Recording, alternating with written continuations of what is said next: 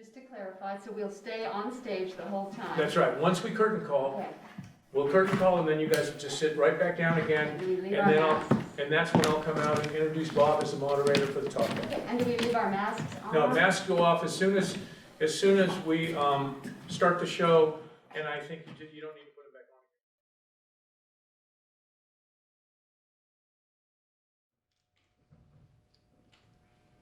on. Scene one, the proposal. 4 women in their 80s play bridge at a table in a sunny Florida great room. I'm Marge, a lifetime workaholic, world champion optimist, and still fit.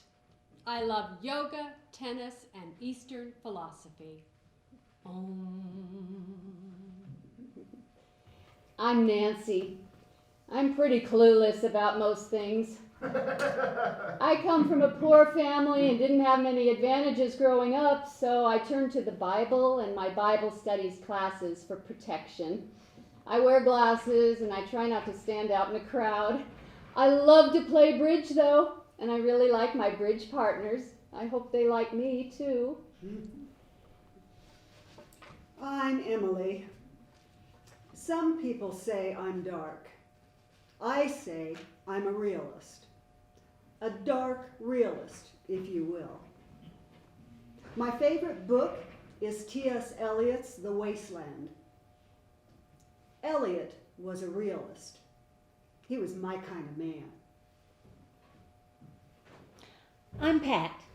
I'm short like Napoleon, and I'm kind of a ringleader. My mouth definitely needs a zipper. And I hold the group together with a counselor's version of tough love. Oh, the things we had to give up in those days to please the male world. Political, religious, economic, and social. We played their game in the 50s, 60s, 70s, and 80s to get access to their world. And where has that gotten us? Men. Can't live with them. Can't have children without them. We're still second-class citizens, and we're old. We played along and were played, lost ourselves as nurturing women, and sold out the futures of our daughters' daughters. Access is everything. We only had access to what our husbands and the church deemed politically fit. I finally got a good hand. Thank God. You bid game and made it happen. We aren't doing dishes tonight. 4 hearts. Maybe it's an omen. The girls lay down their cards. Marge and Nancy have beaten Emily and Pat. Oh, I hate dishes. Do any of you have plans for the weekend? I'm going to the new Colin Firth movie. He's my favorite. I wouldn't kick him out of bed. Les Clooney was waiting in the wings. Pat, why do you always talk like that? Is sex your favorite subject? No, I prefer food and money. Oh, and what are you doing, Nancy? I have my Bible study group How many times a week do you study your Bible? 6 times, but I'd like to go more. You know those are just stories, don't you? Jesus wouldn't lie to us. Oh, of course he lies to us. But you still gotta believe him. Well, that's so silly. Yes, it is. Hey, I want to make a proposal. And don't say no in the middle. Hear me out. I gotta go pee. I gotta go pee. Nancy runs to the bathroom. Do you think she has a bladder problem? I think she gets nervous around us, especially when we challenge her beliefs. And that excites her urinary tract? Anyway, isn't that what real friends are supposed to do? The purpose of Zen is the perfection of character. Zen is as whack as the Bible. The perfection of character, please. Okay, maybe we'll just twiddle our thumbs while waiting. Jack and Jill went up the hill to fetch a pail of water. Jack fell down and broke his crown, and Jill came tumbling after. Oh, I love that part about Jack breaking his crown. Sorry, what did I miss? Pat was proposing that we have a sleepover and try a menage a quatre. That's silly. I don't even know what a menage a trois is. You're half right, Emily. I was thinking, we each pay exorbitant taxes, assessments, and maintenance fees, all to live in big, empty houses. With the exception of this bridge game, I live by myself most of the time. Emily, you have 4 bedrooms. We could pay you rent, still have private rooms, and not be so isolated. That's crazy. We'd murder each other within a month. A week. I haven't lived with anyone in years, and I pray at all hours of the night. Would that be an issue for anyone? Does your head spin, or with vomit, or Bible verses coming out? Do you speak in tongues or spit out gibberish in Russian? Only on Sundays. Do you watch TV evangelists at all hours of the day with the volume loud? No, but I like to wash my feet from time to time when they're dirty, and sing songs to the Lord and fish. Sing out loud. We shall gather at the river, beautiful, beautiful river. Oh, we shall gather at the river and drown all the sinners in mud. Oh, I like it. You have a melodious voice and catchy phrasing. You'll have to teach us that ditty someday. Fish. I like to pretend I'm one of the disciples fishing. That makes sense, like a fisher of men. No, I just like to eat fish. I'd have to think about it, Pat. I do have the only viable space, but I've always contemplated dying alone, usually by suicide. Not found for weeks, alarmingly smelly, very Virginia Woolf. Just me and my books in a room of my own. How cliche. But you're right. Most elderly people do die alone, not found for days, and that's actually kind of sad. The Buddhist philosopher Nagarjuna said, "Things derive their being and nature by mutual interdependence and are nothing in themselves." Meaning what? Meaning we could give each other so much. Live out our final days with a laugh or two, a sense of dignity, perhaps even mutual interdependence. If you weren't so optimistic, Marge, I'd smother you in your sleep. Perfect. She'd be just down the hallway when you get the urge. I shared a tiny house smaller than this one with 11 people when I was growing up. I slept on a porch with my 2 sisters on a musty old sofa. It was crowded, but it was sure full of life. It was the best and the worst time of my life. We could share expenses, save a little money. It might be nice to leave a little savings to family. It's only 4 adults. Only? We can still escape each morning, go our separate ways, play tennis, attend yoga classes, attend Bible study classes, walk, shop, hang out in coffee houses, whatever. 4 might work. I'm listening for the voice of God. As usual, Pat, you seem to be getting your way. Me? Okay, here's a counter-argument, and it's not negotiable. You all rent out your homes for 1 year, and we'll try this communal experiment and see what happens. If it doesn't work, we'll flip back to the way it was. No harm, no foul. We'll have a simple vote, with my vote counting as 5. Then I can die alone, peacefully, with just my books and a properly punctuated suicide That's note. a perfectly commonsensical assessment of the situation. My dear Emily, you always were the best read amongst us. Oh, flattery will get you everywhere, Pat. Marge, what do you think? I don't want to die alone. Card nights are the highlight of my week, and we're beginning to become friends, aren't we? Nancy? Jesus just whispered amen in my ear. Amen. Amen. Amen. Scene 2, the first breakfast. Morning shines on the 4 roommates as they eat breakfast. They pass around a cereal box. Who bought this cereal? I did. There were so many choices I needed to wait until a brand jumped out. I stood in the cereal aisle waiting until a voice spoke to me. Spoke to you? Yeah, it's a pet peeve of mine. A whole aisle of cereal, sugarless, gluten-free, raw, fake this, real that. I can't even see the fine print, let alone understand the sciencey words. So yeah, I must listen for the voice. The brand that sweet baby Jesus likes? Oh, God knows everything. Why wouldn't he know breakfast cereal? So I was just wondering, because this has the manufactured sweetener saccharin that kills rats, lapsed Christians, and lab experiments. Saccharin used to be used in Tab, that crushed glass toxic cola drink, remember? It tasted like a bubbly death fizz. God spoke to you about this brand of cereal? I couldn't see the fine print, so I listened. Even a good thing isn't as good as a no thing. A Zen quote. What is the sound of one hand clapping? A koan. How did you know that? I took a comparative religion course a decade ago. Quite an impressive open mind, Nancy. No, I just wanted to have some ammo to defend the Lord. How's that working for you? Okay, I guess.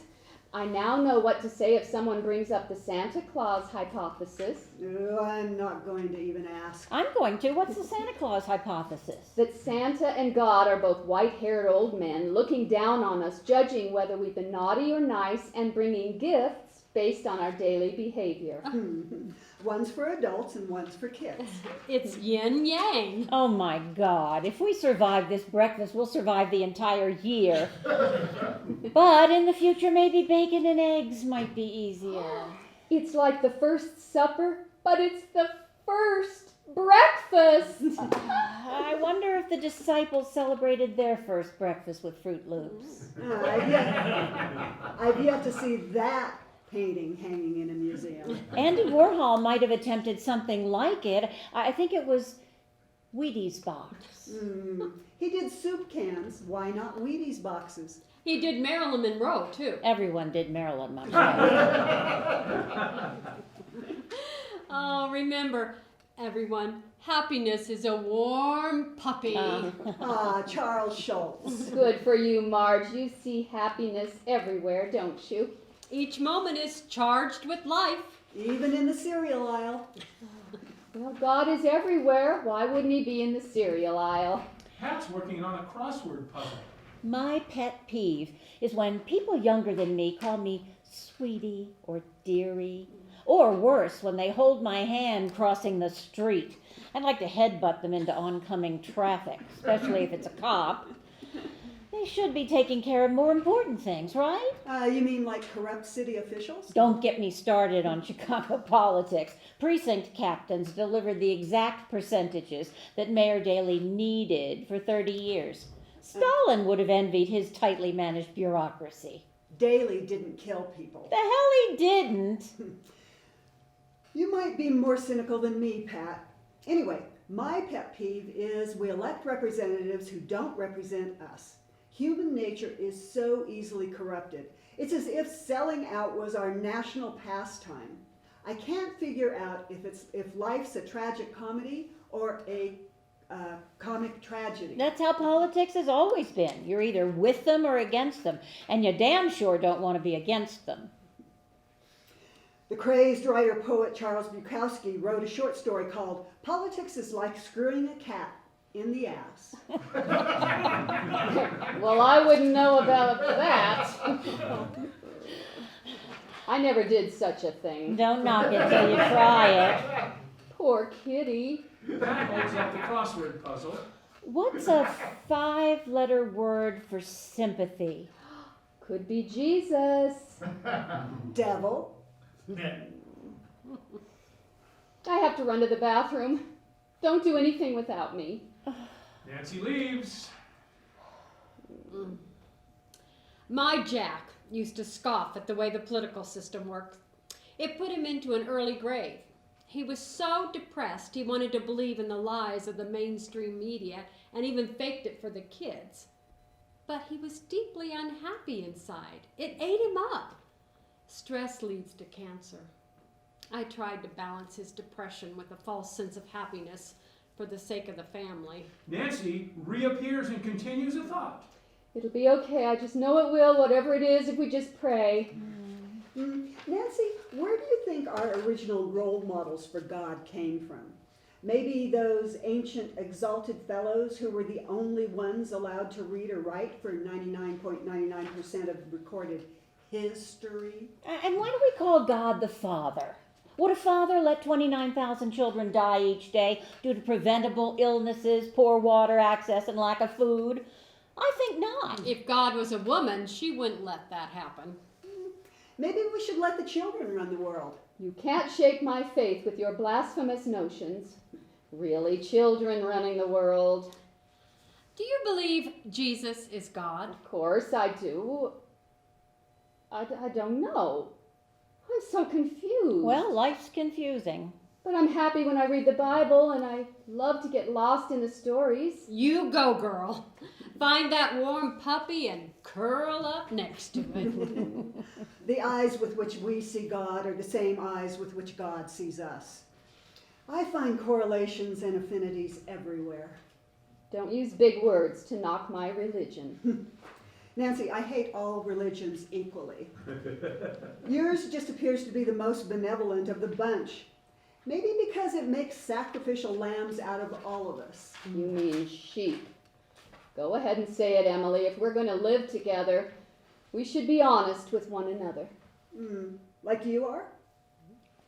Nancy, it's possible you believed exactly what you needed to believe in order to be at peace in your community. Can't we go back to talking about cereal boxes, please? One of my pet peeves is when people change the subject just when things start to become interesting. How about them Cubs? Oh, the big print giveth and the small print taketh away. Ironically, when it comes to cereal boxes, I can't see the fine print either. So I buy whatever's on sale. It's essentially cardboard with sugar. Education is what you get when you read the fine print. Experience is what you get if you don't.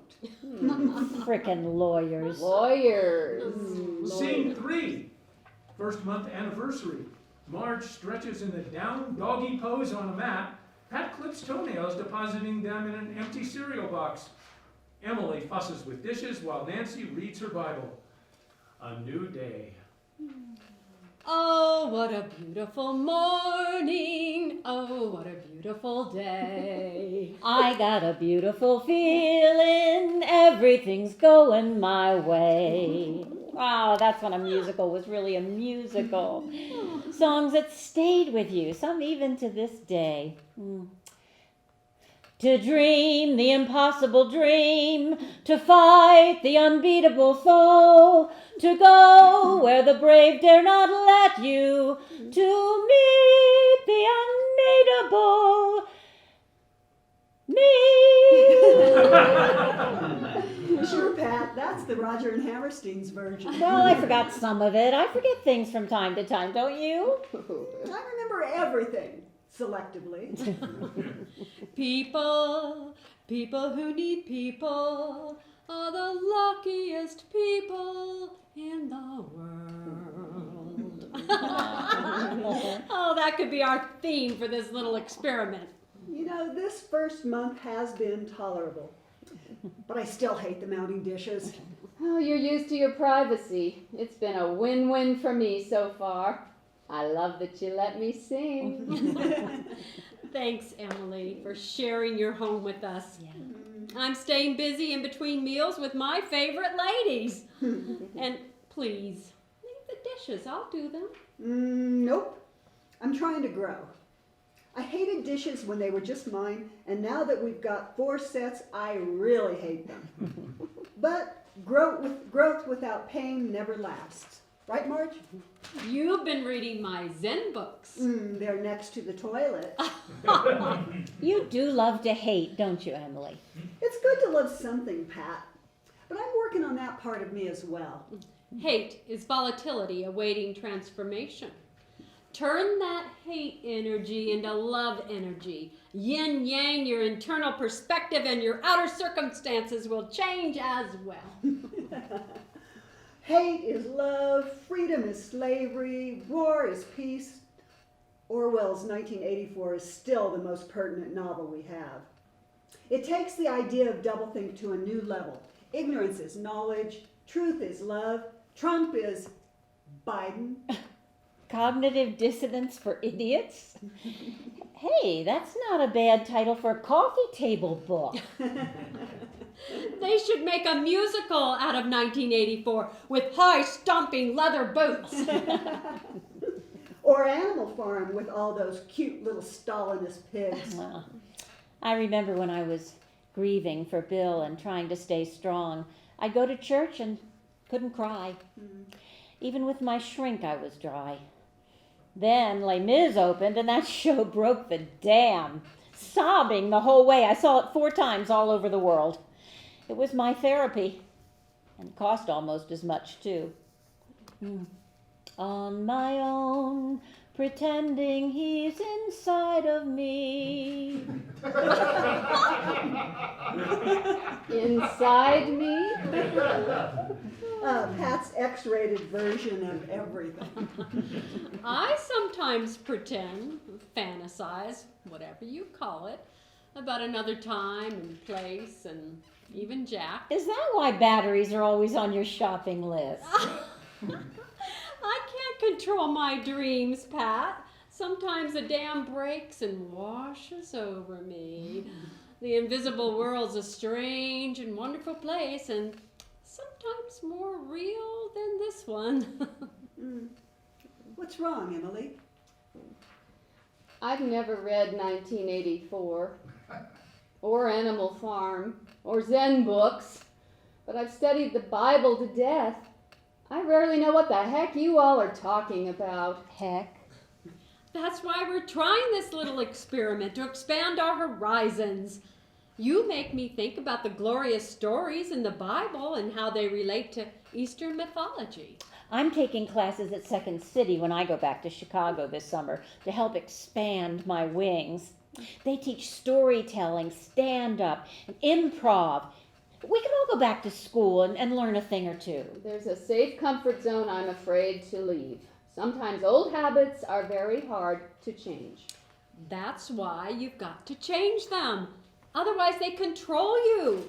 Do a jujitsu trick on your mind. Awake. Awake! Awake! Awake! Awake, awake!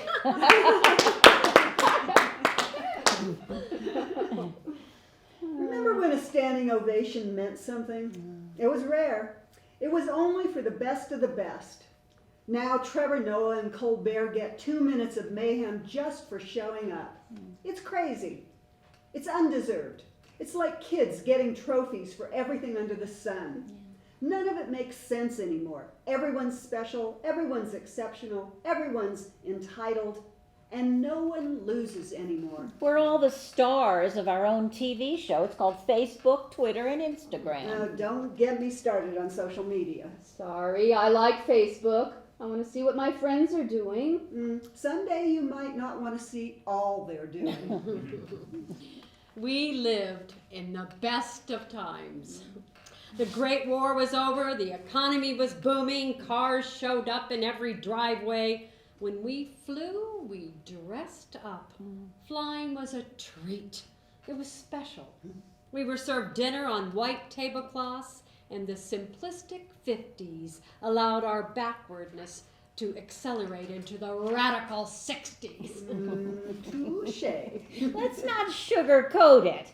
Gays were still in the closet, and we were prejudiced but didn't think we were. We liked our black cleaning lady, but didn't pay her much. Sex was a no-no, and only after marriage, and only to make babies. Laughter in public had to be polite and ladylike. At least we all had TVs. Not my family. I used to stand in front of the appliance store and watch Peter Pan and Snow White and Sleeping Beauty for hours. That's so sad. It was. Now we get to watch election coverage for years, 24/7, and ad nauseum until we're guilt-tripped into voting for the lesser of two evils. Nancy, were you ever resentful of your circumstances? I used to be, until I found Jesus. He was so much poorer than me, and all he ever wanted was for us to love each other. He practiced what he preached, a pretty simple idea that doesn't hurt anyone. Jesus was fine, but what they did to him and the direction organized religion has taken him is beyond wackadoodle. I know you love everyone here, Nancy, but deep down, do you feel any resentment for having less? No, I feel fine. What's yearning inside of you to get out? I remember being 5 or 6, standing in front of the appliance store for a whole TV show, until I became aware of the pathetic nature of my nose rubbing up against the window. Wanting, until the show ended. And then with the credits rolling, I'd turn with tears in my eyes and be angry with my father. Why couldn't he get us a TV set? I still cry myself to sleep at night from the shame. I had a real hate in my heart for my father, for not providing everything my schoolmates had. In the end, I needed Jesus and his poverty to save me from drowning in my own guilt. I am so sorry. We never knew. No. Nancy, you're the best. Your loving attitude keeps me upbeat and helps me be a better person. All I read about is death, and you have such a wonderful halo of light. I sometimes wonder why I worked my ass off all my life. I was afraid of not having enough. I just wanted to be normal and have all the attachments that go with being a good citizen. I was brainwashed into being the type of person I didn't even like. I missed out on my prime years chasing the dream. I'm only starting now in my final chapter to incorporate the yin and yang. You're lucky, Nancy, to have experienced the peaks and valleys fully in one lifetime. Oh, I never believed in myself. I always felt less than other kids. They talked about Christmas, birthdays, toys. We had nothing. I never felt pretty. I never flirted. I never looked good in a dress. I understand that feeling. I truly do. I felt that way inside, even though I had all this stuff on the outside. That's why I'm searching Eastern philosophy for answers to my inner emptiness. My mom took me to get a graduation dress and then told me I was short and would never look good in clothes. And I never have. Not even at my wedding. Oh, we're all so screwed. I'll never be envious again. We don't know a person's backstory until we walk a mile in their glass slippers. When we relate, we forgive. Did Jesus say that? I don't know, but that's how I feel. I'm beginning to see your attachment to Jesus. He was just a poor schmuck like the rest of us, an outcast who wanted more for others than himself, and was willing to sacrifice his life for the common good. Jesus said, "The kingdom of heaven is spread upon the earth, and men do not see it." Wow, it's here now. How awesome. I need to practice being more aware. Thanks, Nancy. Damn, girls, we should bottle up our 300 years of experience and sell it as wisdom to the next generation. Write a self-help book. Create a stage play. Or make a documentary film about our trials and tribulations and how we stumble through. If each of us was a character in a book, in 3 words or less, describe yourself. I'm a dark horse, a very dark horse. Okay, you're up, Marge. I'm a very steady Eddie. I'm a pain in the ass. That's 4 words, and you're a big pain. But a cute one. Oh dear, what am I? I'm totally confused. We have a dark horse, a steady Eddie, a pain in the ass, and total confusion. That might make for an interesting TV show. Do any of you think about death? I know I do. It's the only permanent date on our calendars. We go to great lengths to avoid it. Every ad shows us as perpetually young and beautiful. What I really need to know before I meet my maker is, why does our private hair go to public places? Ha ha, Pat. Every day the ticking of the clock goes by unnoticed, and maybe that's a good thing. We can practice living more in the moment, each moment as they become fewer and fewer, but more and more important. If I were terminally ill, like my husband was, I'd stop eating. Or jump out of a plane without a chute, or step off an ocean liner in the middle of the Pacific. Swim until it's over, laughing at the cosmic absurdity of life. Dear sweet Jesus, that is way too violent. I'd want something quiet and peaceful for my friends. I'd like to wake up dead. Wake up dead? Yeah, like a good night's sleep that goes on forever. Continue the dream? That's a nice way of looking at it. A sleepover that never ends? Kind of like what we're doing now. We may not end up having much of a choice in the matter. A plane crash or an ocean liner sinking. We may need to suffer. Oh, who decides that? And how can a so-called loving God allow such pain? I never understood this. And why is escape from that pain mostly outlawed? I'd love to be able to call up the spirit of Dr. Kevorkian to help me my exit. Hart Crane, the poet, jumped off a boat in the middle of the ocean. Hemingway used his father's shotgun, and Virginia Woolf walked into a river with rocks in her pocket. Even Jesus, metaphorically, suicided himself on the cross. Kevorkian went to jail for killing people. And Jesus went to heaven for killing himself. Jesus didn't kill anyone. Kevorkian was a martyr for a cause, who suffered and died for us all. How's that different than Jesus? He assisted in suicides that are now legal in 8 states. We should be allowed to have the dignity to choose our outcome when life, liberty, and the pursuit of happiness is no longer possible. 8 states will soon be 50. I just hope Florida catches up soon. Once corporations figure out how to make money off of suicides, we'll have friggin' drive-thrus. I'm surprised they don't just poison us with cereal and tab. Maybe they do. This whole conversation confuses me. Me too. A knock interrupts their day. Emily opens the door.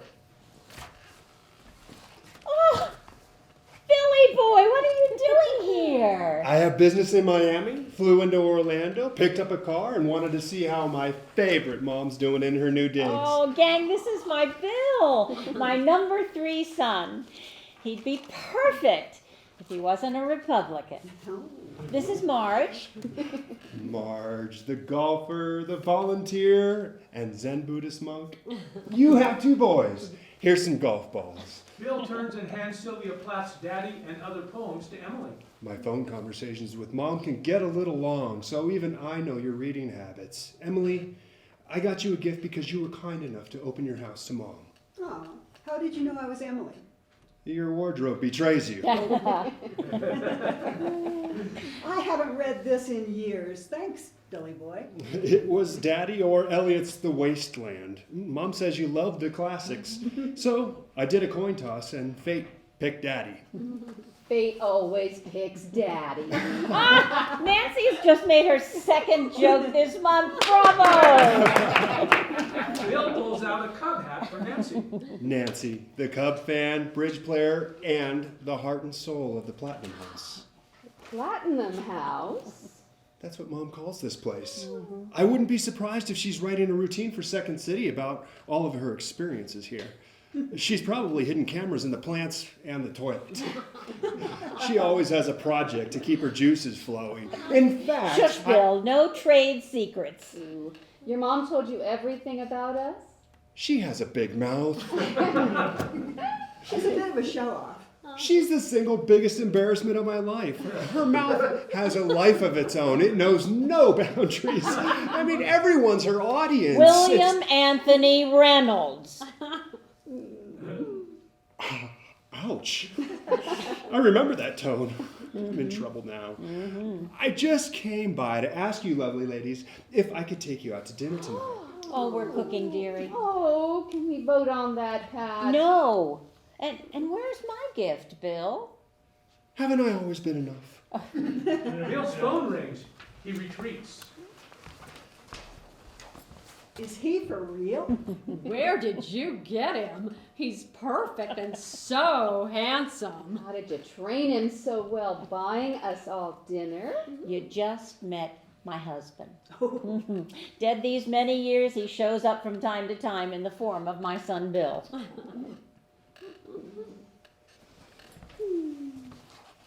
I'm sorry, ladies. I have to renege on dinner. I just got ground floor seats to the Miami Heat game. I need to drive down to Miami pronto to pick up the tickets.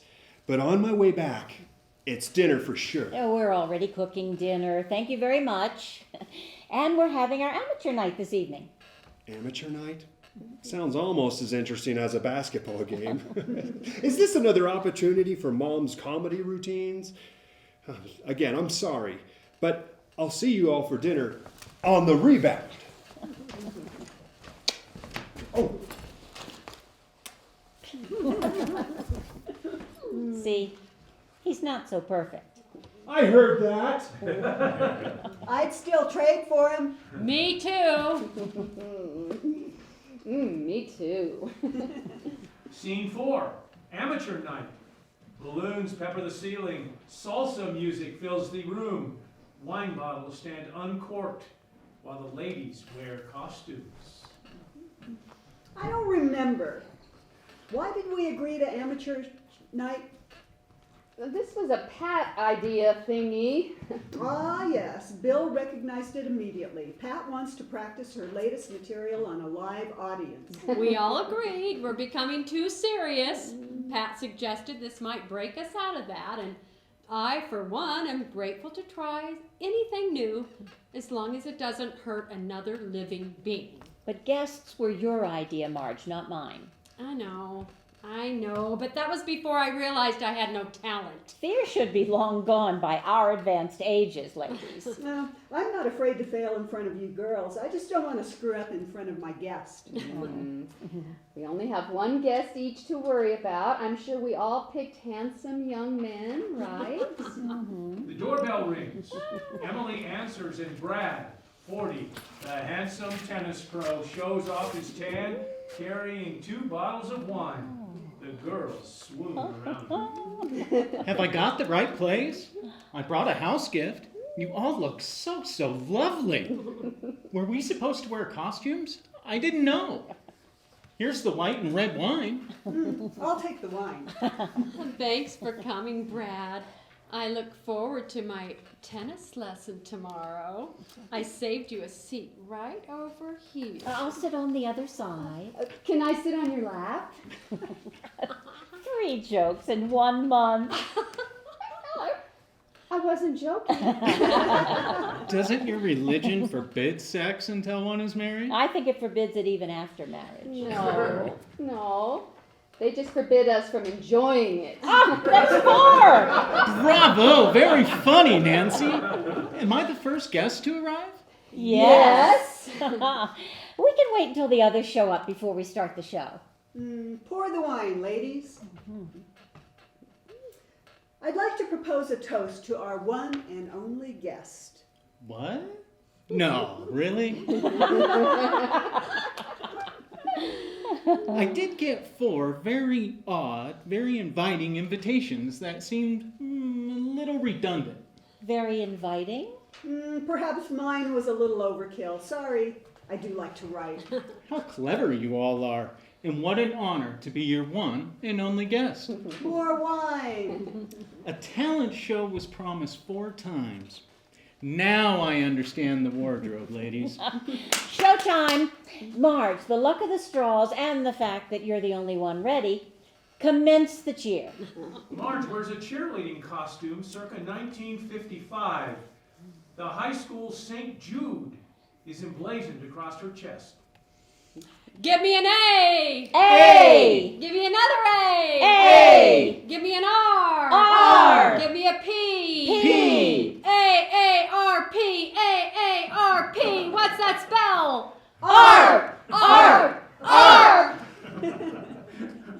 finishes with the splits on the floor, much to everyone's astonishment. Oh, well done, Morris. You saved that uniform from back in the day?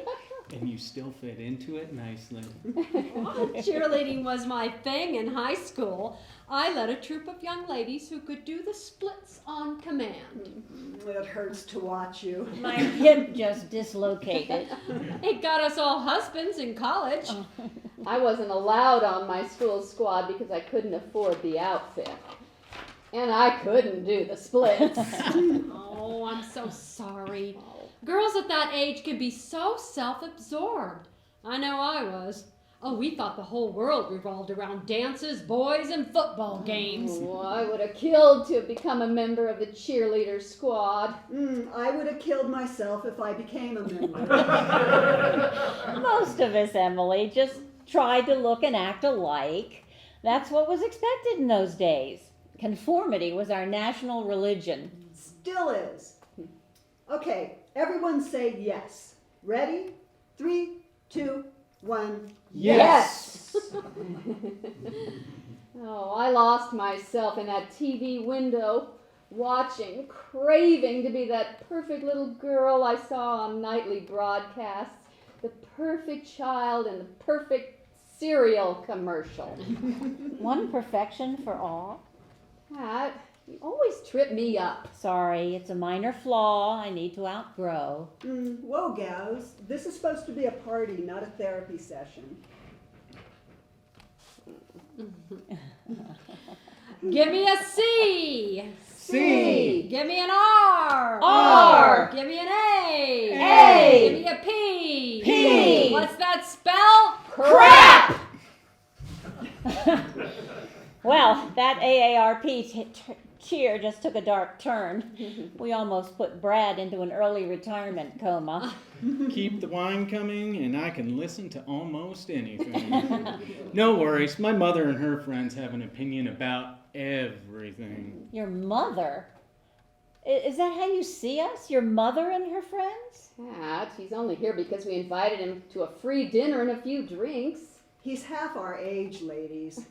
I'm just a poor tennis instructor in a well-to-do community who's hungry and thirsty most of the time. Pat's just offended that you see us as mother types. Sorry, Pat, but my mother's my best friend. Some of us were professionals with dozens of people working under us, and now we're part of a system that puts old folks out to pasture. If I didn't live at home with my mom, I'd come live with you ladies. You discuss real issues, the substantive stuff behind all the fake stuff, not just pain medication. Oh, we discuss pain medication, too. Are you remotely attracted to older women? Just my mom. That's a joke. To middle-aged women? Not really. To younger women? Nope. To women? Oh my God, we outed you, Brad. I didn't know. We're so sorry. I'm always rubbing up against you at tennis lessons, trying to hit on you and showing off in front of you and showing you off to all my friends. Oh, I never knew. I'm so sorry. Let's be honest, ladies. You'd have as much chance of having sex with me as you would with a macho heterosexual tennis pro in his 40s. Those guys are always cavorting around with the 30-year-old divorcees. I should know. I hit on those guys too. Ladies and gentlemen, next up on tonight's talent show agenda, our very own resident writer, Miss Emily. An enigma for sure. Total mystery surrounds this act. Emily skates while juggling 2 plastic bowling pins. She circles, almost falling, drops the pins, and continues circling, giving high fives to all. She plops down in a chair, exhausted. Who knew you could skate? Or juggle? Or both. My first job was at a drive-in diner as a waitress on skates, delivering shakes and burgers. I used to be able to juggle 3 pins on a unicycle. That's when I read Dostoevsky's Crime and Punishment and realized there was much deeper world out there than our American graffiti pop culture. Kind of a weird twist, huh, Emily? One minute it's the fluffy 50s, and the next it's the existential 60s. Our sad nature always fights with our happy nature to find some sort of balance. Very Jungian, very Zen, right, Marge? I'm so relieved you're all here, providing some contrast to my brooding thoughts. Otherwise, I'd be lost. Some nights in the past, I'd walk around the house until first light and then plop down, exhausted on the sofa, and sleep all day. That is so sad. Balance is everything. Yes, it is. We shouldn't complain too much. We've had the best of times. We can complain, but we've got to be grateful too. That's why I've turned my life over to Jesus, so I can stop worrying about everything. That seems like an abdication of responsibility. You don't need to think anymore? Is that what you're saying, Nancy? I mean, you might as well be dead. Wait, what? Now I'm totally confused. Do you ladies always carry on like this? It's fascinating. It keeps us from getting bored. Sorry. We have so few guests that we sometimes forget that they're here. Well, I, for one, am glad I live in a world where I can tell my friends I'm gay and they won't shun me. Although I don't dare tell my employer. So, yeah, lots of things have gotten better. Some things, not so much. Florida, unfortunately, is Florida. But you're so lucky to have found each other. So lucky to be able to say anything. Does your lifestyle bother your family? I think it bothers them more than they let on. That's terrible. I feel sorry for them. They're so programmed. Nancy dances to classic stripper music. Ba-ba-da-bum, ba. She kicks high her legs, removes her gloves seductively, and strips down to an old-fashioned slip. Take it off! Take it off! Oh, what's happening to me? Don't worry, Nancy, that's in the Bible. That's the dance of Salome. The dance of the seven veils. The dance of salad. Who? Where did you get the idea for a strip tease show? I was Who would so have afraid. But I figured that's why I should do it. Right, Marge? And knowing Brad's gay made it much easier. I became gay just to help you out, Nancy. And now, I want to surprise you all. Not only am I gay, but I'm a staunch Republican. Oh, you should have met my son Bill. Is he gay? Not that I know of, but he's a staunch Republican. Most Republicans are closeted types. Most. Do you have any statistics to back that up? 69%. Now that's funny. I don't hate gays. That's homophobic. But I do love Trump. I hate Trump. I like people who hate Trump. How many gay people do you know that voted for Trump? 2. Me and my boyfriend Gary. Gary, the personal trainer at the club? He's gay? Yep, that Gary. I had to change religions and become a Republican to finally get a date with him. Love is more important than religion and politics, don't you think? I'd switch to Trump for a piece of Gary. Oh, that is so crude, Pat. And true? Next up, last but certainly not least, straight from Second City in Chicago, it's our very own Tina Fey Pat. You know, stand-up is what I would have done with my life if I didn't have those 6 mangy kids. But seriously, folks, it's no picnic being 86. You wake up, the battle begins. You roll over and you gotta pee. Right, Nancy? So you move or you pee. It all depends on whether you got depends.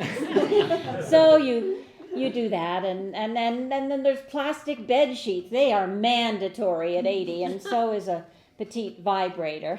Am I right, ladies? Yeah. If you were Catholic in the 50s, the biggest sin was sex, and the only birth control was guilt and girdles. Try penetrating one of those.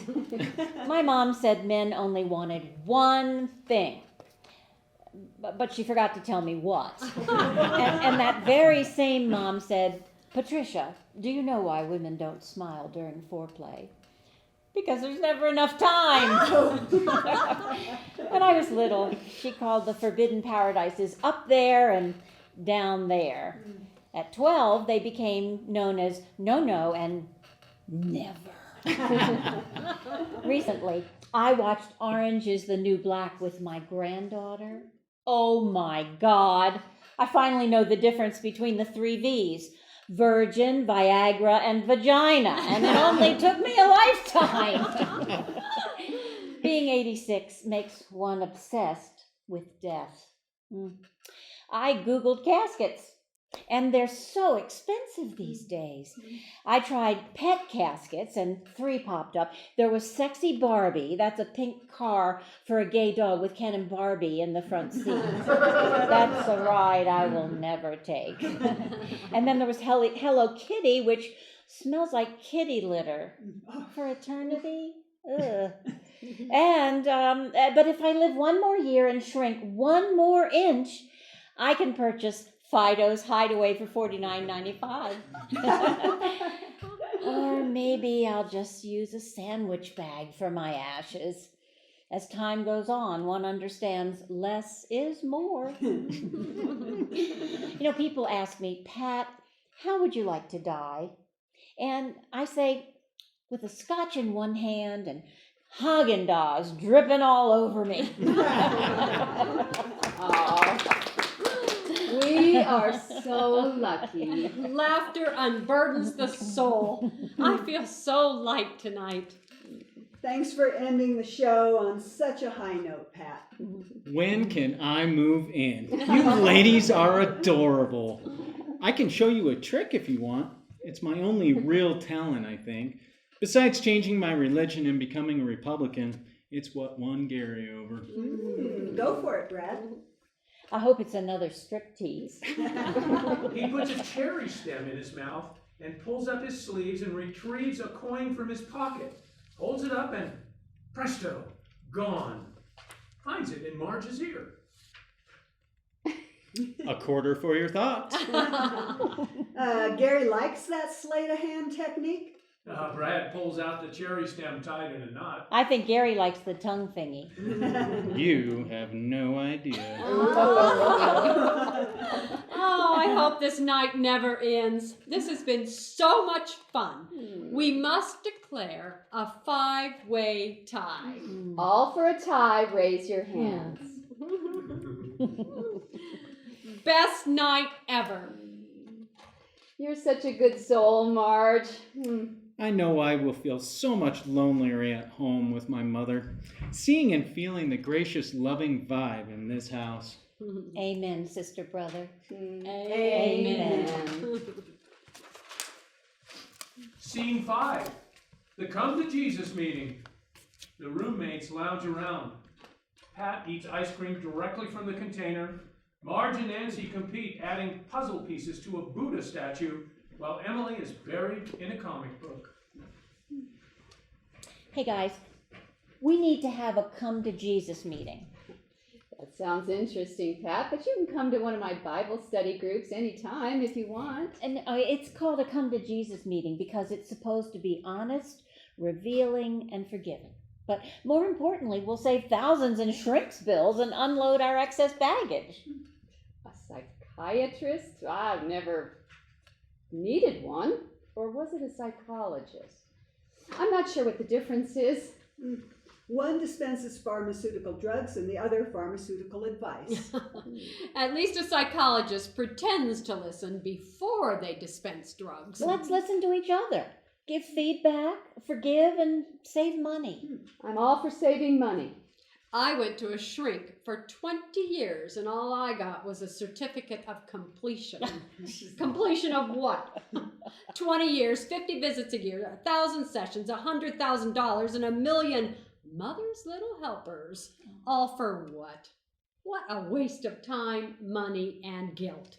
I needed to go to a psychologist for a year just to forgive myself for going to a psychiatrist for decades. We all fell for that crap. Maybe Nancy knows something we don't. At least Jesus is mostly free. What exactly were you thinking of having us do, Pat?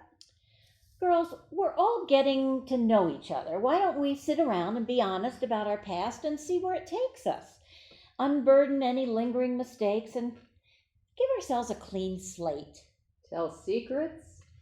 Stop stepping on eggshells? Stop being phony? I kind of like that. It's so not me. I've lived alone for so long that I haven't shared a single important thing with anyone. It may be good for us. We each share one secret, one wound that might cleanse our ledgers. Perhaps in the process we can help each other. Okay, but can we pour some wine first? Nancy pours the wine. Okay, if someone says something and one of us is unclear, we can call bullshit. And that person will have to defend their point of view. Why would Does that sound reasonable to you? Oh, why would we question someone's story? Pat doesn't want to let us off the hook before we shuffle off this mortal coil. And seeing how she's our resident counselor, what do we got to lose? Okay, I'll start. But let's also promise that what's said here stays here. So we're not afraid to share, okay? Okay. So, one day, I had a revelation. My mom and dad should never have married, and I shouldn't be here. My mom was quite a beauty, cultured and virtuous. My dad was handsome and loved all things rugged. Mom was an ardent Catholic, and Dad was an ardent nothing. They had 5 quick kids, and Mom got bored and missed her cultured life. So when the World's Fair opened in Chicago, the biggest event ever, and Dad couldn't take Mom, he asked his best friend. Well, they went, drank rum, hooked up, and Mom got pregnant. She had an abortion and was excommunicated from the Catholic Church, not for the infidelity, but for the abortion. So years later, she went to a bishop, confessed her sins, and was absolved. Then she went back to church with a vengeance every single day. So when I decided on my own to become a Catholic in high school, my mom was really, really proud. In my sainthood, I had 6 kids, and Mom adored me. But then after my Bill's premature death in 1984, nothing seemed logical. There were priests who abused children, poor people who had to choose between no sex or too many kids. So I just stopped going to church. Mom was livid because I was a huge part of her redemption. One day, years later, I got a message that said, "Your mother's dying. Come." So, of course, I flew to her bedside, heartbroken. I placed my hand on her chest, and she pushed it aside, took 2 shallow breaths, and died. My mother feared a human institution more than she loved me. It all haunts me now. But my mother needed someone to blame besides herself, and I'm glad I was there for her. She rejected you on her deathbed? She pushed me away in her final moments. My mother made me who I am, warts and all, and I forgive her. She was passive-aggressive, but I'm to blame too. I withdrew. I still hope to find some peace before I die. Saying it out loud helps. Don't ever push anyone away. It always comes back to blame, doesn't it? Do we blame others for the choices we make? Or do we accept our own culpability Do we learn from the past, or are we condemned to repeat it? I just want a little peace of mind when I close my eyes for the last time. I didn't know we were going to go so deep. Oh dear. I'm not sure I can come up with anything. Nancy, it sounds like you need to go next. Oh. Okay, I want to get this over with. The truth is I never got married. I just told everyone I did. If I had a husband, I'd be normal. Old maids alone are suspect. I made up the name Peter. If I had known it meant penis, I would have picked something different, like Willie.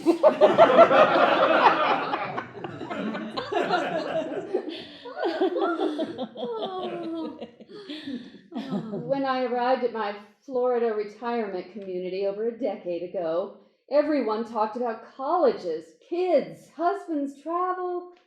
I felt like I had nothing, so I created a new me. I took bridge lessons, cooking classes, joined a book club, and hid in my Bible studies classes. When I met you all, I was so afraid I'd fail again. I just continued the husband story to fit in. I'm sorry. Forgive me. That's horrible. You're so funny, level-headed and consistent. We're lucky to have you in our communal experiment. We were all born with silver spoons in our mouths, and that's done nothing for our characters. The Gospel of John said, in the Gospel of John, Jesus said, "You shall know the truth, and the truth shall make you free." I lost that teaching somewhere along the way. You're a good egg, Nancy. There's more. I lived in a small town in Nebraska where everyone knew everyone. My dad was a bartender. We lived above a tavern.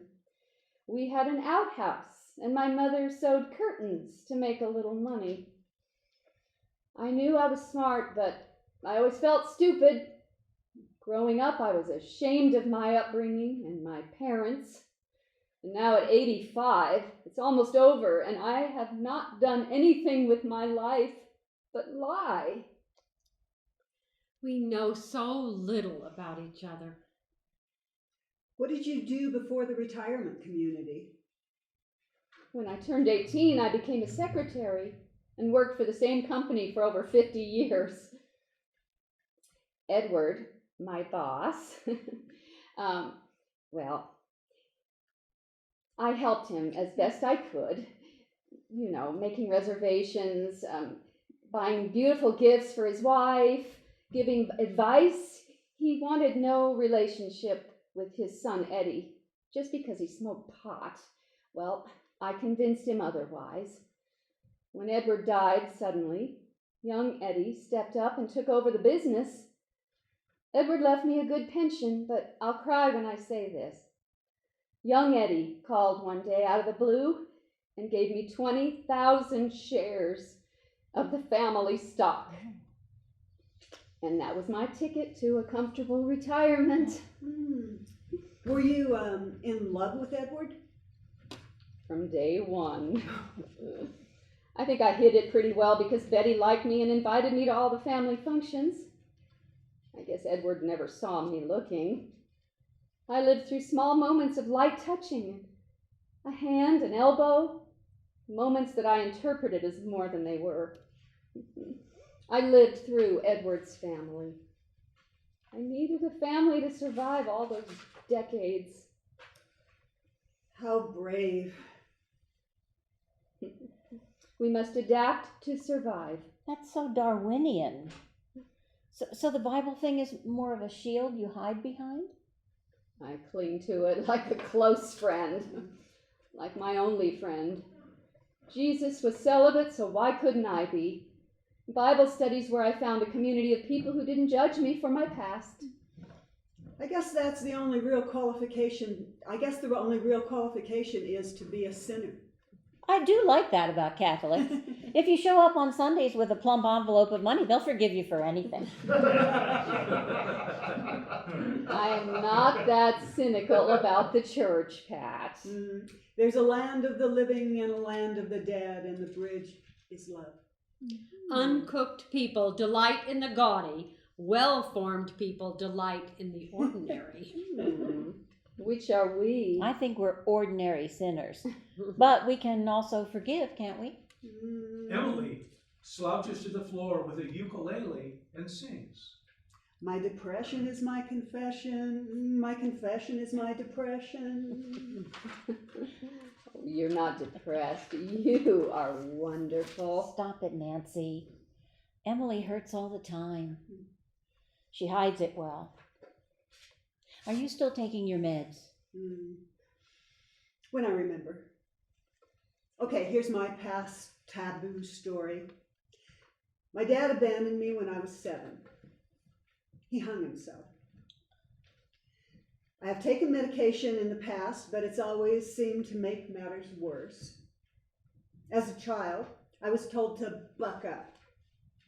How do you outgrow seeing your father swinging in the garage? I wanted to see a counselor, but Mom said no shrinks in my family. That's how she dealt with it, like it never happened. I hid inside my books. I wanted to rebel. I drank and drugged for a while, but it poured fuel on the fire. I slit my wrist once. Mom was cold and my brother was cast aside. He's more lost than I am. He doesn't have books or roommates to lean on. The dark hours are fewer now and further apart. There's so little time left for me to forgive myself. I know I didn't do anything wrong, but I still feel this deep pain of not belonging. I must be guilty of something, right? I guess you could say I had the all-American family. Emily, where's this misplaced pain go? I've always directed it toward myself. I had to stop this vicious cycle, and believe it or not, you're all helping. I'm not afraid to say anything here, and that feels like forgiveness. To err is human, to forgive divine. Amen. Do you want to contribute, Marge? How can I possibly follow those powerful stories? Give it a try. You might surprise yourself. Okay, what have I got to lose? One thing I never told you was, in my house, I had to be a perfectionist. I couldn't stop for a moment and relax. Always Little Miss Perfect because my dad was the great Santini, literally. Was he a magician? He's a literary figure. Pat Conroy, a Southern writer, wrote about his father, the great Santini, who stayed a military man long after he was discharged from the service and ran his home like a drill sergeant. That's awful, Marge. I couldn't have said it better. Thanks, Emily. Up at 5 a.m., march to the flagpole, hand to the heart, pray to the United States of America. Done with breakfast by 6 a.m., study another hour before school. Anything less than an A merited a week in my room. Home from school, check the chore board, help Mom with dinner, more studying, bed by 9. No dreams allowed. I became dutiful, obedient, the champ. It kept me safe. I don't think he even knew he hit me. He's dead these many years, but his growling voice colors every imperfect thing I do. Why is this dead man's voice still in your head? I was never good enough. I was never complete. I was never free to be me. So, I had to be Little Miss Perfect. Amen to that, sister. That's me in a nutshell. You're not alone, Marge. Something happened to each of us that affected our natural development and stunted our full potential. We need to get out of our own way and let go before it's too late. Why didn't I let myself be more vulnerable? Maybe each of us only gets the baggage we can handle. Maybe we should hug more and talk less. Maybe. Maybe. Scene 6, Amelia's visit. The ladies read books and magazines. Amelia bursts through the front door, packages in hand, followed by a serious-looking short man, Jones, in a chauffeur's uniform carrying more boxes. Oh God, she's here. My Amelia, the private contractor's surveillance expert. I told you about her. Ha ha, Mommy dearest. You can do introductions later. We've got a lot to do and very little time to do it in. Jones, drop the boxes and be back in 11 minutes. I know you've been here for a while, Mother, but I've come to properly situate you. I hope you kept your own bedroom. You know I can afford a new home for you if you want. You don't need to share your house with strangers. They're not strangers, they're my friends. How quaint. We're settled in. Thanks, sweetie. All right then. Peapod will be dropping off a delivery every Tuesday. It's healthy gourmet meals, and if you want to work it into your diet, you'll live longer. The junk you can get yourself. Sweetie, we only eat junk. We're trying to die off as soon as possible to financially benefit our greedy heirs. You must be the funny one. Stuck up bitch say what? What? What? Is Jones your lover? Here's a list of the local doctors. I researched them all and ranked them from best to worst. They're concierge doctors, very well respected. Send me the bill, Mother. Interesting. That was a denial about Jones. No, it wasn't. Are these local doctors expensive? Starting Monday, you'll receive the New York Times, Wall Street Journal, USA Today, and the local paper, so you won't have to fight. We love to fight. It keeps us young. Amelia, we don't want the periodicals. We have everything we need. Mother, I don't have time for your objections. Amelia, are you always so nice to everyone? I try. People who don't understand sarcasm are awesome. What? Oh, my kids would never try to run my life. Nor mine. And if they did, bam, bam, bam. You're welcome. I was born to help. Ta-ta, Mother. I hope the situation goes well for you. Kick them out if you want. I have very competent lawyers. Say hi to Jones for us. She scares me. She's a cannibal. I get the New York Times.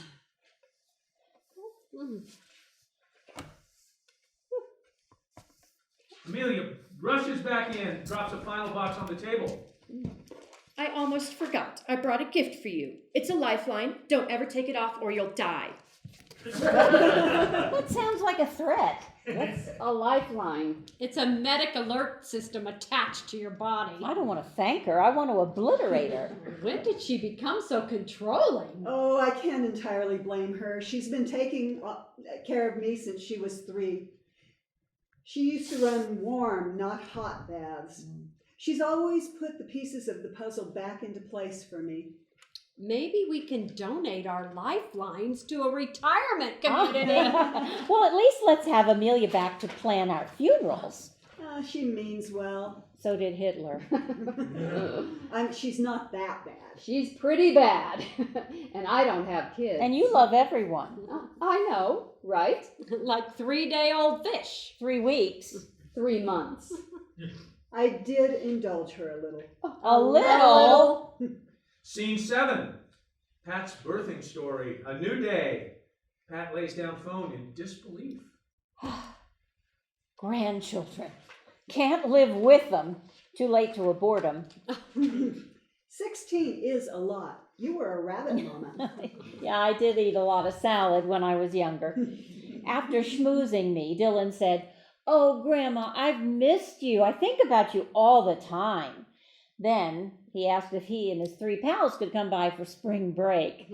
Fortunately, because of our situation here, I got to say, "Sorry, no room at the inn." In the past, I would have occasionally indulged. Then, of course, after the call, I felt that weird strain of Catholic guilt. I can't blame him for trying, but saying no to grandkids has become an art form refined over many years. Last year, my 3 granddaughters came to visit Disney World. And me. They begged to go, and of course I paid for it. It was over $1,000 for 2 days. You're both blessed to have them. I know, you're right. Sorry. Sorry, Nancy, but it's like they're conditioned to want and demand constantly. Where does that come from? Children are not born that way. It's not them, it's TV, movies, and 24/7 advertising. Pat, can I ask you a personal question? Shoot.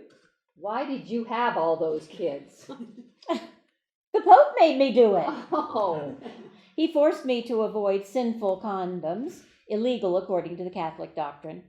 Through the art of use of guilt, we abstained, waiting for the monthly rhythmic sessions, avoided protection, and created a private army of little Catholics. We're still blaming, aren't we? you could have abstained. Or used a vibrator. Are you kidding? It was a drought until I got married, but once the floodgates were opened, I was off to the races. Once I got the hang of it, we put a trapeze over the bed, and every night was a contortionist freak show. That sounds like it might be dangerous, Pat. Only if you do it right. I think Pat was kidding. Well, sort of. Pat, what's your children's birthing story? Oh, I'll give you the short version. Married in July 1959, sobbing in October, I'm barren. But alas, that was just the raging hormones of a pregnant woman. Robert arrived in July 1960. Joe came in August 1961. Ginny in February 1963. I was exhausted, befuddled. What to do next? Practice birth control and go straight to hell? So I went to a priest. Did he get you pregnant too? No, but he suggested, with all the weight of the Pope behind him, that we try the Catholic family rhythm plan. Goes like this. You could have sex the first 3 days of the month, a drought, and then sex the last 3 days of the month. It worked for 3 months, and then bam, I was pregnant. Remember, this was a plan created by creepy old men in long red dresses with slippers. Oh, you make it sound like pedophiles. You think? Later, I delivered twins. 7 and 8 pounds 3 weeks late and 6 minutes apart. 3 doctors came to my room and told me I did not have a normal twins, but superfetation twins, conceived at the beginning and end of the month. That was it. After that come hell or high water. I ate the pills like it was candy every day, sometimes twice a day. But like a slug, I forgot them that spring when Bill and I went to the Kentucky Derby, and in the deepest, coldest snow of 1967, I delivered Katie. 6 kids in 6 years. You finally got a vibrator, right? No, but the IUD that had just been invented, and it became my personal savior. That's the story of Jesus. 6 kids in 6 years, and the church abandoned me. Are you kidding? All they wanted was future donations, a bigger diocese. And all I wanted was to take walks and read a book.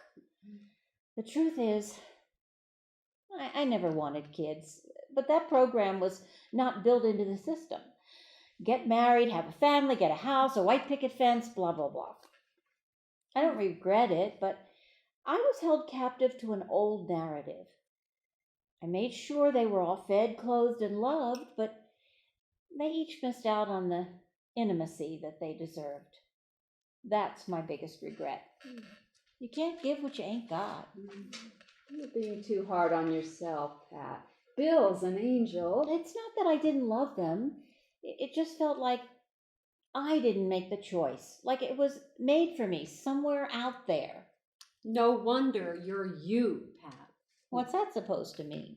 Get a vibrator. I wish I had a child, even an adopted one. Hiding inside another family for a lifetime shouldn't have excluded me from being a mother. You always put things in perspective. Okay, girls.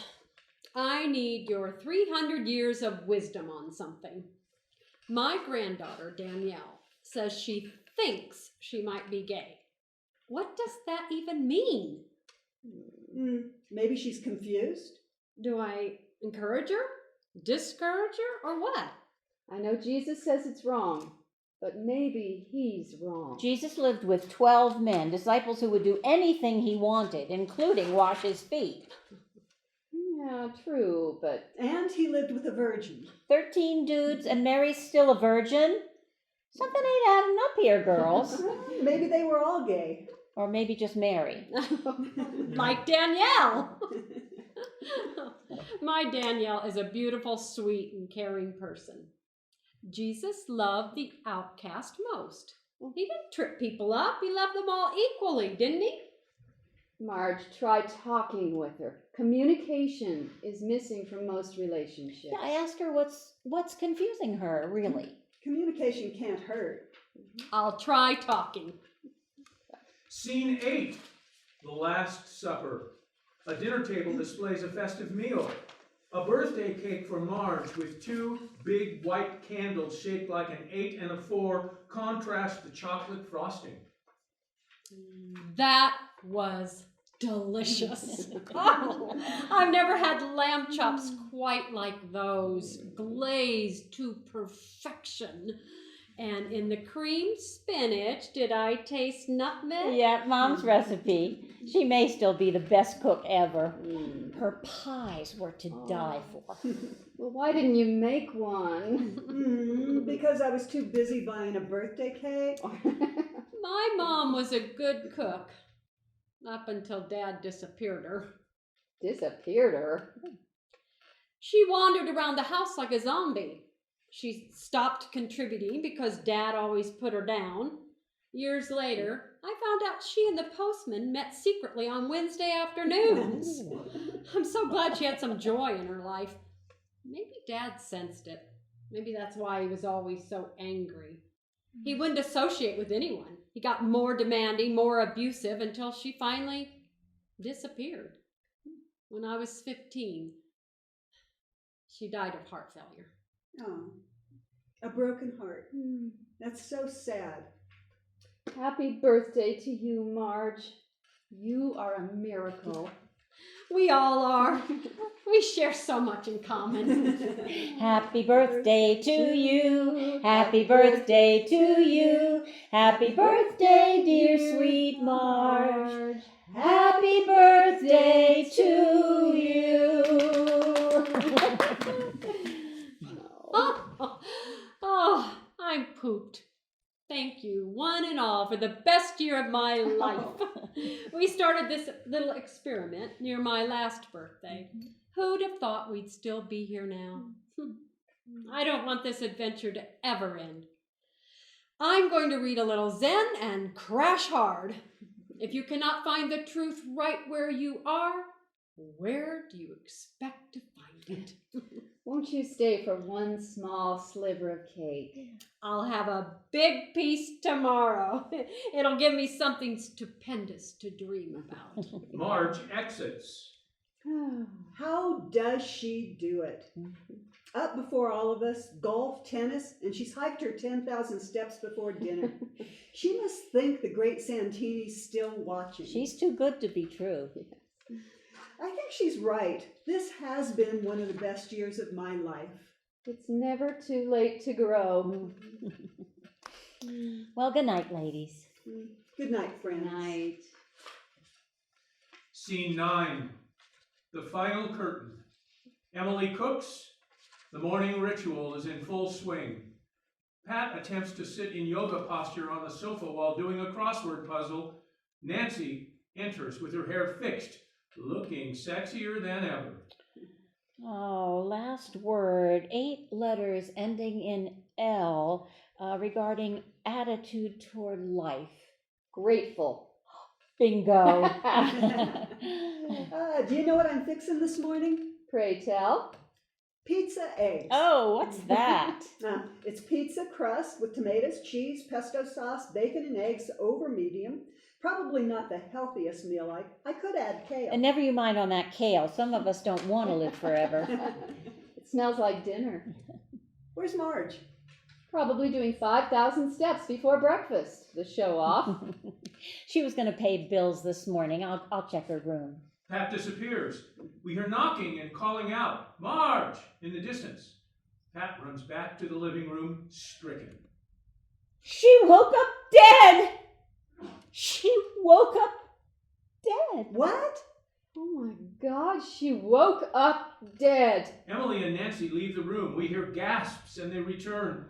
Emily has a diary in hand. Why do the best always die first? When I grow up, I want to be Marge. She saw everything so I clearly. need to sit down. This can't be real. This can't be. All this time, Marge kept a diary beside her bed. We're not going to read We that. should read some of it. Let's vote. Maybe it can help us understand a little.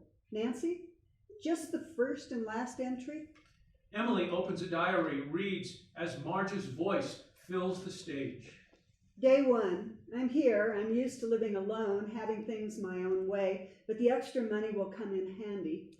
These are fascinating women, experienced with full lives. Nancy never seems to put her Bible down. Emily hides near the sink, and Pat thinks she runs the show. Time will tell, but patience is a virtue. So I'll watch and wait and keep chugging along. Zen is the art of doing nothing well. Wow. She really saw us clearly from the start. She sure did. Now, here's what she wrote last night. Day 364. Great meal tonight. Pat's mom's recipe. I think I overdid it. I'm exhausted, but in a good way. It was the best birthday of my life. I feel so light. I've made lifelong friends. Nancy's putting her Bible away and becoming one of the gang. Emily's hiding less in the dishes, and she's damn funny, too. Pat even votes sometimes. They get me. They really get me. That's all you can ask for in life. A few friends who really know you. No reading tonight. Off to bed, to the great dream world in the sky, and a big piece of cake in the morning. Zen, in its essence, is the art of seeing into the nature of one's being, and it points the way from bondage to freedom. Way to go, Marge. Wow, what a way to go. From bondage to freedom. She woke up dead. She woke up dead. Wow. That must be heaven. It must be. I can't wait.